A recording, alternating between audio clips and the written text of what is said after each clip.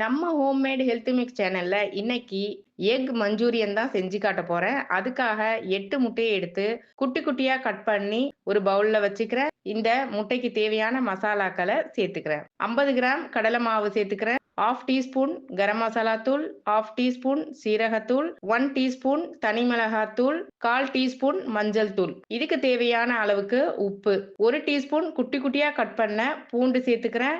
ஒரு பச்சை மிளகாவை அதையும் குட்டி குட்டியா கட் பண்ணி இதுலயே சேர்த்துக்கிறேன். சேர்த்து இதை நல்லா மிக்ஸ் பண்ணிக்கிறேன். இதை நல்லா மிக்ஸ் பண்ணிட்டு ஒரு பச்சை முட்டைய உடைச்சு இதுலயே ஊத்திக்கிறேன். ஊத்திட்டு திரும்பவும் இதை நல்லா மிக்ஸ் பண்ணிக்கிறேன். நல்லா மிக்ஸ் பண்ணிட்டு கைகளால சின்ன சின்ன உருண்டைகளா இத செஞ்சு எடுத்துக்கிறேன். எவ்வளவு அளவுக்கு குட்டி குட்டியா போட முடியுமோ அந்த அளவுக்கு கூட குட்டி குட்டியா போட்டுக்கலாம். இப்போ நான் இத எல்லாத்தையுமே உருண்டை பண்ணி தனியா ஒரு பிளேட்ல எடுத்து வச்சுக்கிறேன். வச்சாச்சு.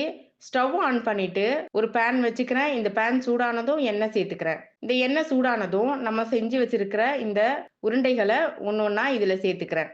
இதுல சேர்த்து கோல்டன் கலரா நல்லா ஃப்ரை பண்ணி எடுத்துக்கிறேன். இத நான் 2 டைமா போட்டு எடுத்துக்கிறேன். அவ்வளவுதான், போட்டு எடுத்தாச்சு.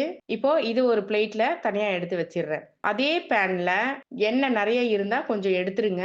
கரெக்டா இருந்தா அப்படியே விட்டுருங்க. இந்த பால்ஸ் அவ்வளவு எண்ணெய் இழுக்கல.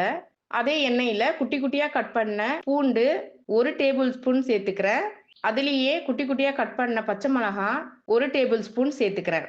இது ரெண்டும் பொரிஞ்சதும் கியூப் சைஸ்ல ஒரு பெரிய வெங்காயம் கட் பண்ணி இதுலயே சேர்த்துக்கிறேன். கூடவே ஒரு கொடை மிளகா அதையும் கியூப் சைஸ்ல கட் பண்ணி இதையும் சேர்த்துக்கிறேன். சேர்த்து இதை நல்லா வதக்கி கொடுத்துக்கிறேன். இது வதங்கினதும் 1 table spoon red chilli sauce, 1 table spoon green chilli sauce, 1 table spoon soya sauce, 1 table spoon tomato sauce, 1 teaspoon மிளகு சேர்த்து அது கூடவே உப்பையும் சேர்த்துக்கிறேன். இந்த மசாலாக்கு தேவையான அளவுக்கு சேர்த்துக்கலாம்.